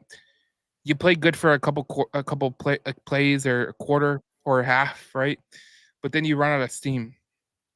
I felt like that was what happened in San Francisco last year with the Lions. I felt like they came out hot as a trot, man. They came out, they were battling with the 49ers. They're up pretty high. Mm-hmm. And then the 49ers said, all right, let's get back in our game. Let's do what we have to do. That's sometimes what happens when you're battle tested. And that's exactly what I'm thinking right now. And the thing is, too, is that with this Lions, like Dan said it multiple times, you don't talk about being tough. You don't talk about being resilient. They live it, because their foundation is built upon resiliency, built upon second chances, built upon grit, built upon toughness. Like this is their foundation. Other teams can say, oh, we're going to be gritty. We're going to be tough. The Lions believe in it. They stake their foundation in it. That's a big difference. Well, I mean, I go back to when I was watching the Red Wings win Stanley Cups, or the Pistons winning World Championships, or the Tigers going for the ALCS or whatever. Mm-hmm. And I just remember like the Red Wings when they were really good, and they were like the great Red Wing teams that they had. They're battle tested. A lot of times they went into games where they were just totally outmatched. Like we're not outmatched, but they were like the team was beating them to shreds, right? Mm-hmm. And they just come back and they say, no. We're gonna collect ourselves. We're gonna get better, and then we're gonna put it together. And that's exactly what the Lions are looking like. Because I've always said this with the Lions, like you look at every great Detroit team, and I know you're not from Detroit, but are you from Detroit? No, Texas. All right. Yeah. So, anyways, I know you're in Texas, but I just it is. But but who are your teams? I'm all over the place, man. Detroit. All right, Texas I know the Lions. Okay, Texas A&M. Texas A&M. Yeah. What about basketball? New York Knicks. Oh, so okay. What about baseball? Boston Red Sox. Okay, so it's like the Boston. It's like you would know with the Boston Red Sox. Like obviously when they they're battle tested against the Tigers when they beat them in the Sure. ALCS. Remember that? Yeah. And I know it's a rough for the Detroit fans, but that's some of the things that when you're battle tested and you played the games that you played, and you're going in there and you're just trying to like, you know what to expect. You know what I'm saying? That's exactly what I'm trying to say. Like, I know the Vikings are going to come out hot trot to start the game. I know they're they're gonna come out with all the confidence in the world. They should. But I know the Lions are going to sit there and go, yeah, we've been here before. We know what to expect. We're at home. And I just want to implore the fans, like, if you're at the game, don't get shred down, because I know for a fact a lot of these Detroit Lions fans, they're Red Wing fans, they're Tiger fans, they're Pistons fans. Just think about this. When the Red Wings lost the Stanley Cup Finals to the New Jersey Devils, they came back the next year. They lost in the Western Conference Finals to the Colorado Avalanche. They come back the next year. They beat the Colorado Avalanche. They win the Stanley Cup Final. The Pistons, they had to go through the Boston Celtics, and that sucked because the Boston Celtics were really good that time. But they go through the Boston Celtics, then they have to go through the Lakers. They learn how to lose with the Lakers and the Celtics, and they come out and they win a championship. The bad boys win a championship. You know what I'm saying? Those are some of the things that, like, you really can't put a price on, man. And I don't care what about Michigan, man? Michigan lost. They got their ass kicked in the playoff championship, and then they came back the next year. And that's another good one. I mean, that's another team that was. That's the one I'm hoping for. Yeah, that's another team that was battle tested, and I mean, they didn't have the talent that like they had the year prior, in my opinion, but they were really good. That team had Hutchinson. They got blown out by Georgia. And then the team that didn't have Hutchinson wins the national championship. Imagine that. But it's being battle tested, man. That's the biggest thing. Like, I always tell people, if you've ever played sports, one of the biggest things that you could have as a player, as in any spectrum, is being battle tested. Yeah. And another thing to add, because I think you brought up a great point. This Lions team, let's look at this Lions team going into the season. First place schedule. You had some new pieces that you had to implement in on both sides. You had a lot of question marks from the last game that they played. You knew that everybody and their mother was going to come after you with their best punch. And all this team did, with all the injuries they had to sustain all year, is go 14-2. And literally, they're about to go 15-2, and sweep this NFC North, like I said they was. So, I mean, you couldn't ask, like I just read something from Dan Campbell. He says this, when they asked him about the Vikings, he said this is a fairy tale situation. You couldn't ask for a better situation. I agree. You have the house, you have the last game in your house for everything on the marble. I almost think, like, this is my opinion, I almost think, like, let's just say the Packers would have lost to would have beat the Vikings, and this game wouldn't have mattered. I almost think the Lions would have been disappointed because they wanted to do it in front of their home fans. Right. They wanted that crowd cheering Jared Goff, knowing that they not only won the North again, but that they also clinched the number 1 seed, and the road goes to Detroit. They wanted this to matter more for the last game. They didn't care doing it in San Francisco because nobody gives a shit because they're in San Francisco. Everybody's just going to be happy when they get back. They want to do this in their own house. This is what you play for all the marbles, to have it in your house and to take care of business. And I truly believe that's what the Lions wanted. Well, I'll tell you this. I think Dan Campbell wanted this. I think the team wanted this. I think there's no other way that they were going to go about it. And I know deep down inside the Vikings wanted this, and I think they should want it, because it's a good it's a good barometer to put yourself into. And honestly, like, there's no coach that I could sit here and say would leave me more less stressed, will leave me less stressed than Dan Campbell being the coach. Yeah. There's just certain times throughout your sports journey, in terms of being a fan, right, that you get a coach where you're like, I have the utmost faith in this guy. Like, if you're an Alabama fan, you got faith in Nick Saban, right? Sure. Being a Red Wings fan, I had a faith in Scotty Bowman and Mike Babcock. In terms of, being a Pistons fan, people had in Chuck Daly and Larry Brown. Sure.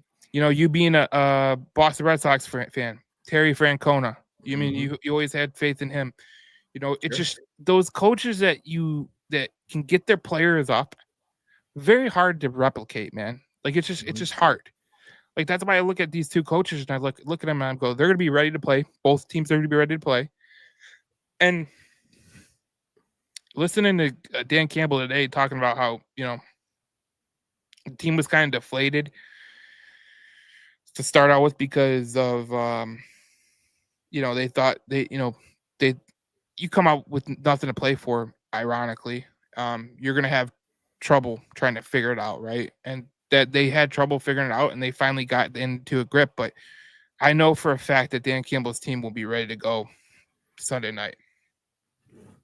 Yeah, Troy Aikman probably had the line of the night when he says that Dan Campbell doesn't know what meaningless means. And I think that that's 100% true because, again, Dan being a player, you never take games for granted. And, Yeah. and the thing is that if anybody can motivate a team that had nothing to play for, again, going back to the Packers game when they beat Aaron Rodgers in his own house, when they knew that they were eliminated before that game. Yeah. That's all you need to know. That this guy is a leader and everybody follows whatever he says to the T. The coaches, the staff, the players, the ball boys, everybody follows whatever the coach says. And I always say, if the general doesn't panic, the soldiers don't panic. Yep. And you never see Dan Campbell panicking. He's Yep. always even keel. Hey, we got this. It's going to be tough. We can do this. It's going to happen. Even after the game was over, hey, great game. It's on to Minnesota. It's going to be tough, but we wouldn't want it anyway better than what we got. Embracing the moment. That's what he does. I think the way you just said it is just a perfect way to put it, like a steady general. And look, every time he goes for it on fourth down, I don't think this team flinches one bit. Hell no, they want to go for it. They believe they can do it. Right. I think I had that picture of him on the sideline where he was staring down them going for fourth down. No, I don't have it on here, but he was staring down. Stacey Vales had. I'm gonna pull up that. It's a great tweet. But yeah, go. What were you gonna say? Well, I want to talk about that fourth down because I made a comment in my podcast that I want to share with you. So a lot of teams, I've watched a lot of football lately, and I've noticed a lot more teams I call the Dan Campbell method, are going for it more on fourth downs. You saw LaFleur try to do that himself, and it cost them because it was a 6-point turnaround because they didn't get the field goal, but then the Vikings went and got a field goal because of that. So the thing about Detroit that separates all these other teams is that Dan Campbell, he practices these fourth down opportunities. Like he literally has a plays in his scheduled practices where they do fourth down, they do goal line situations, they do third down situations. He's got one for fourth downs. Like I guarantee you. And because the Lions go for it so much, they're going to be good at it because they practice it. When you practice something, you're going to be better at it. They want to know why these trick plays work because they practice these trick plays. They literally have sessions in their practices where they literally go over these trick plays. I think they said they ran this trick play, the hook and ladder, twice. That's all they need to run it. But they practice what they do. So if you practice, you're going to be better as you go. And a team that everybody goes like, well, Dan likes to gamble a lot. Well, because they practice it. So why wouldn't you try to go for it if you're practicing it in your scrimmages and all that stuff? You know what I'm saying? Like, it's not just luck that they're getting it. No, they practice this shit.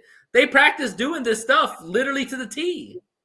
So this is the tweet I was talking about. Look at this. It's standing behind Dan Campbell, staring down 4th and 1, fearless. Oh yeah, I saw that. I love that. Yeah.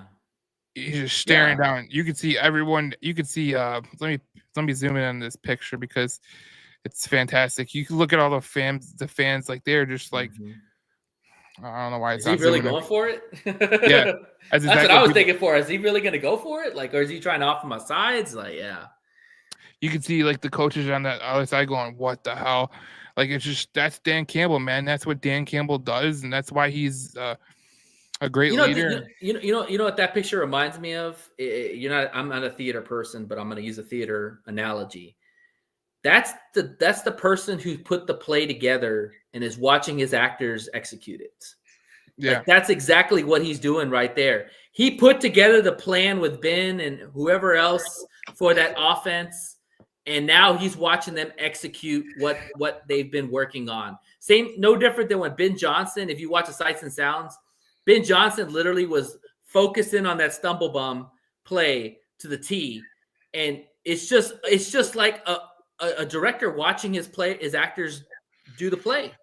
Like we've worked on this, guys. We've practiced this. Time is now. Let's see it.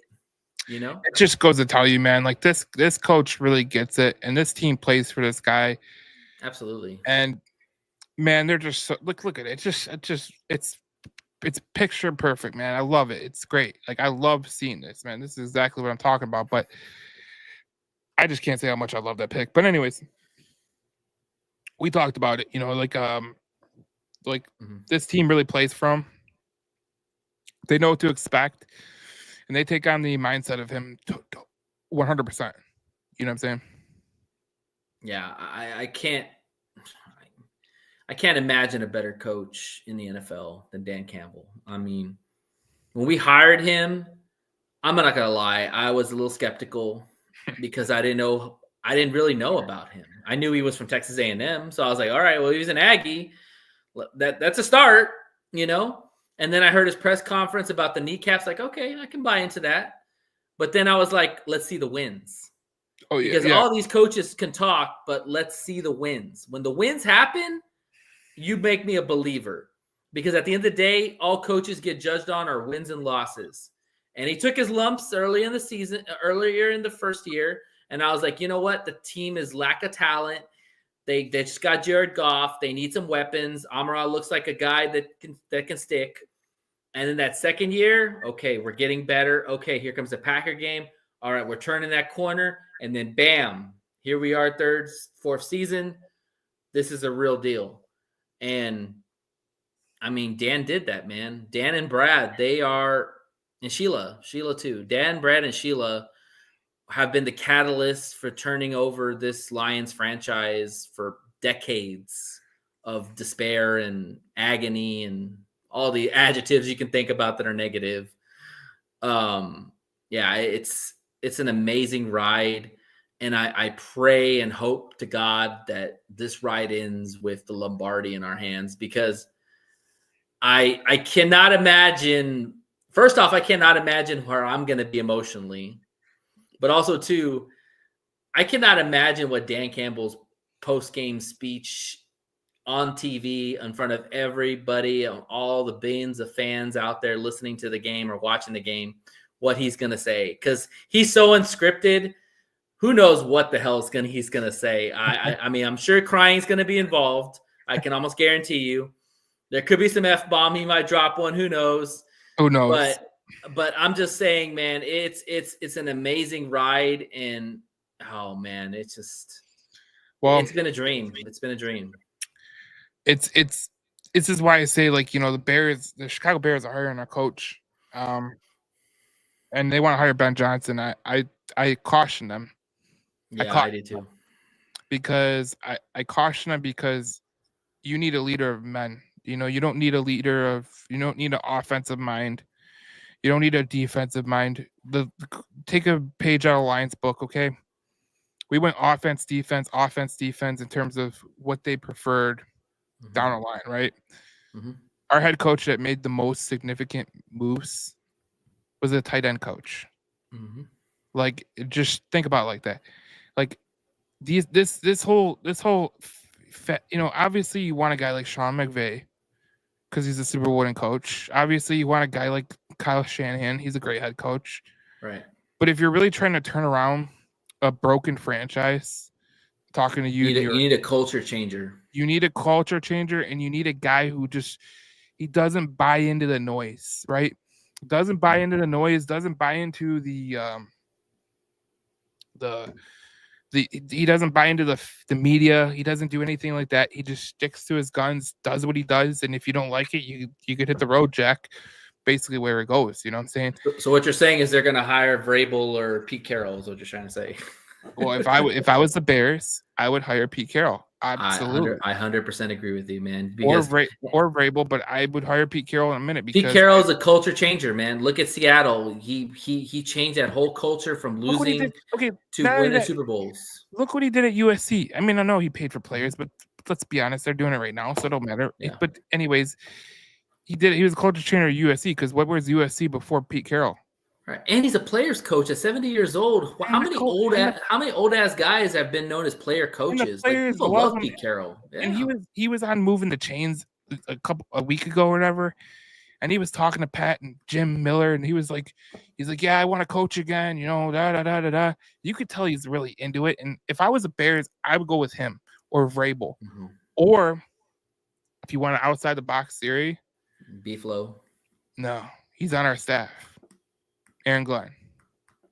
I think Aaron Glenn's gonna be. I think Aaron Glenn's gonna have the Saints job. I think that's a lock. That's either Saints or Jets, locked and sealed, man. Well, I hope it's the Saints because I just don't. I would love to see him to coach the Saints, but you know, I'm gonna make a bold prediction. I'll do it on your show, so you can have this clip. Aaron Glenn will be the new head coach of the New Orleans Saints, and his starting quarterback will be. You ready? Teddy Bridgewater. Book it. Fuck off. No way. Yes. And I'll tell you why. Okay. First off, they don't have a quarterback right now. That's one. Right. Okay. Second of all, Aaron Glenn has a lot of respect for Teddy Bridgewater because of the relationship they had in New Orleans. Yeah. And if Aaron Glenn wants to succeed early on in his career as a Saints head coach, he needs to bring in a guy who knows him, who trusts him, who likes him, and somebody who can win him games. And I still think Teddy Bridgewater has some game in him. Not saying he's going to be a franchise quarterback for the next 6 to 7 years, but I could see them getting Teddy Bridgewater, making him a starting quarterback, and then drafting some guy to be his apparent at some point. Because Teddy is a leader. He's a leader amongst men. He's a leader. He's an unselfish dude. He'll make his other players better. I could not see a different quarterback than him for Aaron Glenn. What about trading for Hendon Hooker? That would be. Would the Lions do it? I don't know, but I just think that I think Aaron Glenn's gonna be a damn good head coach. I think if you want a leader of men, look what he's doing on that defense right now, man. Like that. Yeah. I mean, he's playing chess. He's playing chess when everybody's playing checkers. That defense is torn to shreds. And he's putting a team out there that could just do the best that they can. You know, it's not pretty at times. There's no doubt about it. But the reality of the situation is he puts people out there and they succeed. They get the job done. That's all you could ask for, man. And I look at that like Dan Campbell. That's a perfect opportunity. But hey, it was funny because I'll tell you this because this is great. But go ahead. I talked to someone the other day who works in the NFL. Mm-hmm. And he's convinced that the Detroit Lions have 6 head coaches on their roster. I agree. So he named Ben Johnson, obviously. Ben Johnson, Brunell, Tanner Engstrand. Really? Yep. Tanner Engstrand. Hank Fraley is another one. Calvin Shepard, Aaron Glenn. And I agree with those. And the next one is Terrell Williams. They think Terrell. What about Scotty Montgomery? I think Scotty could be a great head coach. That's the one I think could be a head coach too. I would take him over Mark Brunell. I think Brunell's a little old in the tooth, but that's just me. I don't really think Mark Brunell wants to be a head coach, to be honest. Yeah, not at his age. I think he loves coaching Jared Goff. That's his. He might go to offensive coordinator, but that would be a hell of an offensive coordinator. Scotty Montgomery is going to be a head coach. There's no doubt about it. He already acts like a head coach, and they'll be lucky to keep him for another year. I bet you if Ben Johnson leaves, Scotty Montgomery comes out OC. Yep. Mm-hmm. I've been saying that. Yep. I've been saying that. And Shep will be defensive coordinator for Aaron Glenn. When Glenn leaves. Yep. I agree totally. If there's one outside the box one, Antoine Randall too. I think he could be a good offensive coordinator.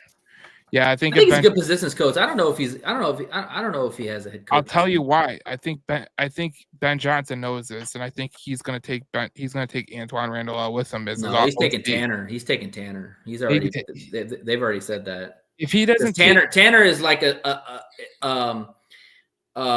the word I want to use? He's kind of like the protege of Ben Yeah. Johnson.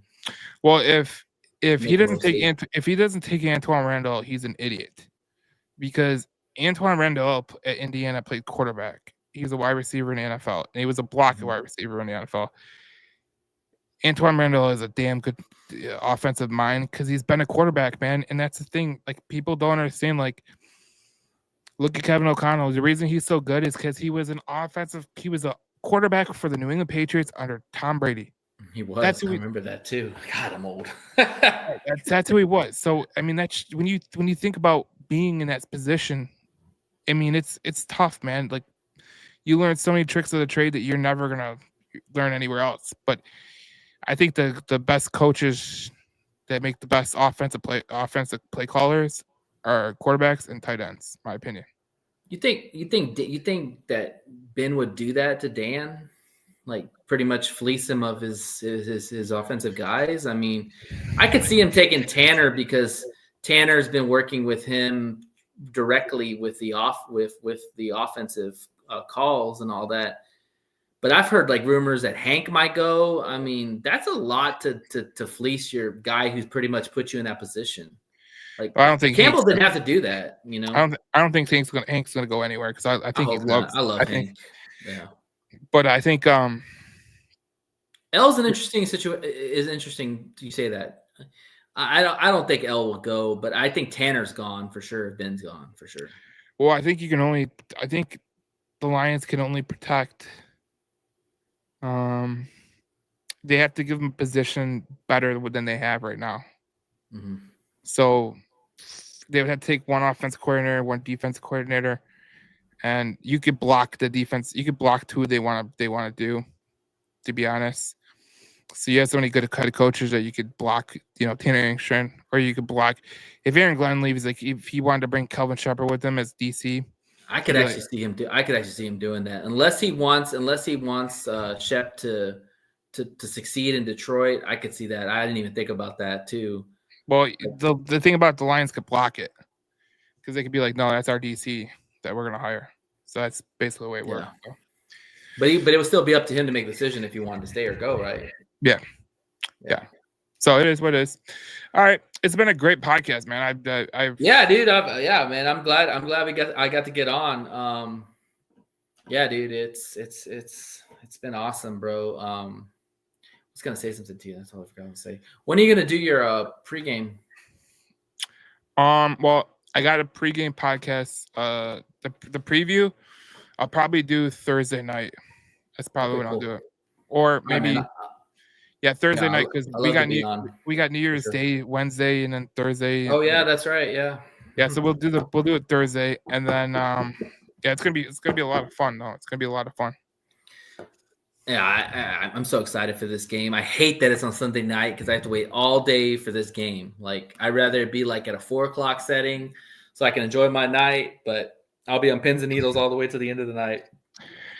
But it'll be worth it. I'm taking the day off already. So I don't really care. And the one thing that's gonna really get me to Sunday night is I'll be doing the podcast early in the morning, and then they have a tailgate that they're doing at Three Kings. So if you guys want to come down to Three Kings, you can come down to Three Kings and tailgate. They're gonna have food and whatever, but bring your own beer if you want your own beer, because they can't do that because it's technically a liquor license. It's gonna be crazy, man. Detroit is gonna be so rocking up to that game, man. It's gonna be insane. It's gonna be playoff atmosphere, playoff crazy. We might break the record for the loudest game, especially if the Lions win this game on a kick or win this game on a pick. That they might break the record for the loudest in a dome ever, because I mean, I can't see the Lions fans not just ball out crazy if something happens in the game where it's like a game changer, I think the fans will be nuts, and I think that they'll be crazy, and I think it's going to be a lot of fun, and it's going to be a cold one. It's going to be It's going to be around 19 degrees on the low and Ooh-wee. 26 on the high. So January weather is here, my Detroit brethren. But Nate doesn't have to worry about that. He's in Texas, and it's always sunny. Oh, but in it's gonna get cold down here. We're probably I think gonna have an Arctic blast next week or something like that. It'll be down to teens. What's cold to you? Teens? Teens, yeah. Yeah, teens is pretty cold. All right, well, we'll end the podcast on that. Anything else you want to say, Nate? Oh man, no. I mean, I'm so proud of this team. Like I'm running out of words to describe this team because they just keep doing what they're doing. Like I said, I said 15-2 and sweeping the North. I'm not gonna lie. I had some conviction about that because I was kind of like, can it really happen? And here we are, one game away from my prediction. Like, and here's my justification of why I said that. I said that because I knew this team was better than they were last year. And Amarat on the show with Van Pelt, he said it too. He said it true. He said this team's better than they were last year. And so the fact is, I expected the Lions to win more games. So here we are, and we got one more to go, man, and then the real game starts. Like, holy shit! Like, get ready, man. It's gonna be fun. Nate, my record of undefeated. I've got the record right 5 years in a row now. It will not be the case this year as I go 12-5, and that's not going to be the case. So Nate's going to have to take that mantle, and you have to run 6 years. So I'm going to keep you to it, Nate. It's going to be. I'll tell you what, man. It's going to be hard to go better than 15 games in a season. You're going to have to go down after next year because 15 games is a lot, bro. Like, if you look at the best records in the NFL in history, the Pats were what, 17-0? I think they went like 14-2 at one point or something, or 15-1. Yep. It's very hard to replicate those records, man. This has been a season to remember. The Lions just keep breaking records. That's what they do. They just keep breaking records, and it's gonna keep happening, man. So your offensive MVP though is looking pretty good too. Just saying. Yeah. Gibbs is turning into a star. If he hasn't already been seen as a star, he is turning into a star, and I could be happier for him. I love Jahmyr Gibbs, and I think he's doing a damn good job. And I think that we're all excited about what's going on with this Lions team, man. Because yes, and please Monty and please Alex come back for Minnesota, please. Yeah, there's a possibility they both could come back. I don't know. Dan said Alex is close. I think Alex Monty's going to push. He's going to push hard to play. I think he's going to push too. But yeah, this is what made me think about your thing about Jahmyr Gibbs, because this is exactly what we talk about when Jahmyr Gibbs, Hunter's, look at that. That's gaudy ass stat line, man. And the Jake Bates picture on the side. Yeah, dude, Gibbs is something else, man. Like this dude, everybody wants to give Saquon his love, and they should. Saquon is balled out this year. I would argue that Gibbs is probably the second best running back behind Saquon. Oh, for sure. I think Jahmyr Gibbs is really and he's only doing it part-time. That's the amazing thing. I think right now he's playing at a full-time level, but he was only doing part-time for the season. Yeah, I think Jahmyr Gibbs has really pushed us to an all new level, and I think that he's going to be really good. And this running back tandem is going to be great for a couple of years, and it's just going to be phenomenal to watch. Brad Holmes extended him. Yep. And he extended in the back. Man, it feels good because this isn't the end, right? This isn't the end for this Detroit Lions team, and I think a lot of people. And real quick, I know you want to try to end this. But that's another thing about the Vikings fans that bothers me, and I've been saying this on my podcast, and I'll say it on your podcast. Listen, the Vikings are a good story. There's no doubt about that. They've been a good team this year, but we've seen this Vikings team before where they won all those close games and they had a high record. The thing is that the Vikings have more questions going into the offseason than we do. They got to figure out if they're going to keep Darnold, what the asking price is going to be for him, because somebody's going to pay him a long-term deal. I promise you. He has earned a long-term deal over $50 million. Yep. So you either got to have to pay him, or you're going to reset your team with going with McCarthy as your future quarterback if he's healthy, or Daniel Jones, heaven forbid. And then also, too, you've got other guys that you've got to pay, too. So, I mean, the Vikings, they have a lot of question marks like kind of we did, but more so of just older players that are you going to keep them because they're integral parts of what you have right now? Or are you going to have to reset your team with a rookie quarterback, which that was the answer that we had with Hendon Hooker, is do we sign Goff and keep Hooker and go back? Or do we keep Goff and keep on trucking? And I think the Lions' future is brighter than anybody in the North. I don't care what anybody says. I'll say this about the Vikings. I think they have two difficult decisions on their hands. One, if Harrison Smith decides to retire this year, that's a big hit to their defense.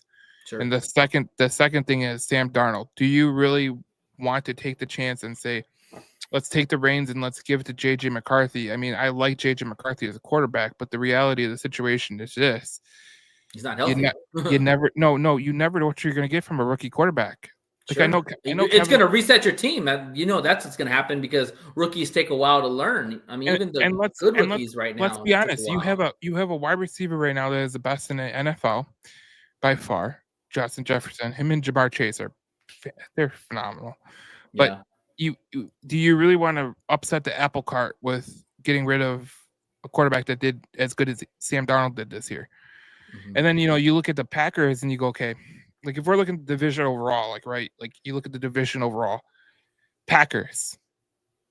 They're a good team, but they need better players. Is Jordan Love really the answer? And who are you going to get to help him at wide receiver?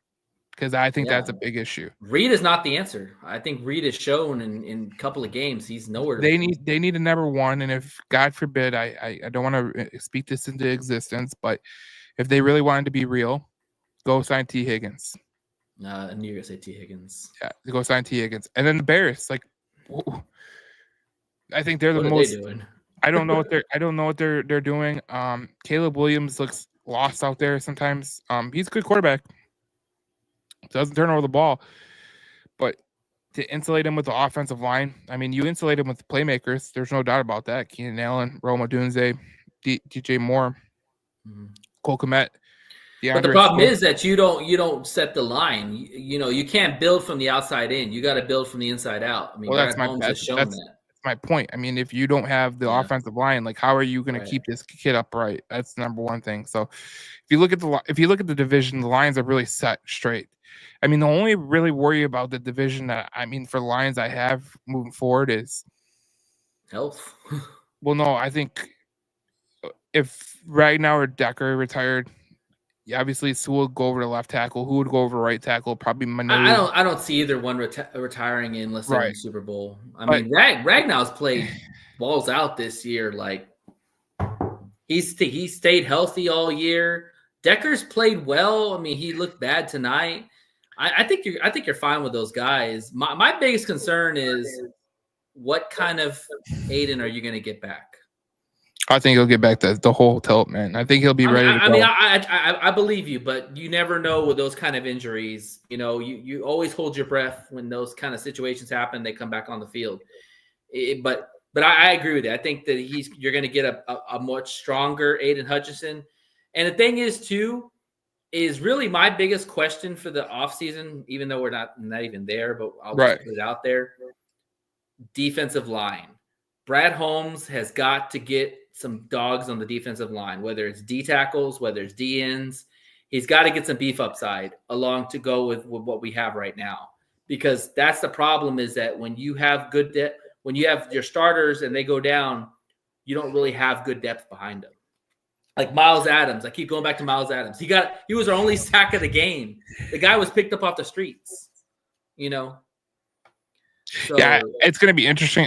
I also see here. I'll give it to you. I know someone who knows the Hutchinson family really well, and I know his doctor too. But this didn't come from his doctor, obviously, because I don't really talk to him that much, or I don't talk to the person that's really in charge. But anyways, I talked to someone from the Hutchinson family a couple of weeks ago Mhm.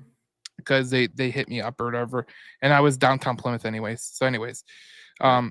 they said where the break happened with Hutch was the most important part. Mhm. If he would have broke it a couple inches up, it could have been traumatic, like really, really Sure. bad. Sure. If it would have been lower, it could have been traumatic as well. Where Sure. he broke it was a God-given scent because Mm. it was right where there's no bone that you could say you could break cleanly like that and just be Right. happy with it. Right. But if you were gonna say that's the place where you want to get it broken, that's exactly the place. Do they feel like he's going to be back for Super Bowl? Yeah. So basically, the way I was told is that it doesn't matter how he feels, he's going to be back on the sideline probably this week. Wow. He won't be in uniform. Obviously, they're not going to put him in uniform or nothing like that. But like for the Oh my playoffs, like God. his goal is to be on the sideline, and I don't know if that's going to happen because I don't think the Lions are going to chance it. Yeah. Please don't put some bubble wrap around him or something.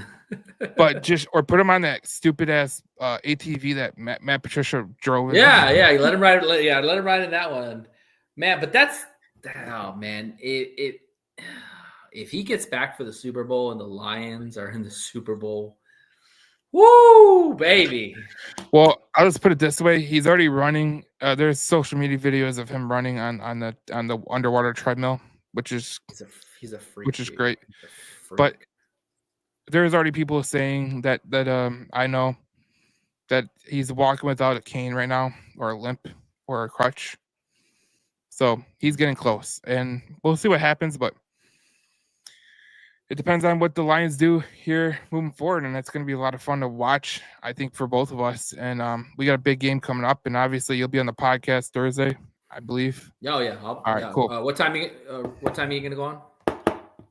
Probably around 6:30. Yeah, I should be on for sure. So it'll be cool, and yeah, because I think there's no Thursday night game, so it don't matter anyway. Yeah, I was thinking that. Is there a Thursday night game? No, because there's so many Saturday games, and yeah, it's a full slate Sunday. So yeah, Thursday night games are done. So Mhm. I thought I know there's a Thursday night game next week for college football, so that's weird. But anyways, it's gonna be a lot of fun to break this down with you, and we'll talk about it on the next podcast. Woo, excited, man! It's gonna be fun. We've gone 2 hours on this podcast, and it's been absolutely phenomenal. So yeah, man. We'll see you guys in the next podcast. We talk more Detroit Lions football on the Detroit Lions News podcast. Thank you for joining me, Nate, and we'll see you guys in the next podcast. We talk more Detroit Lions football.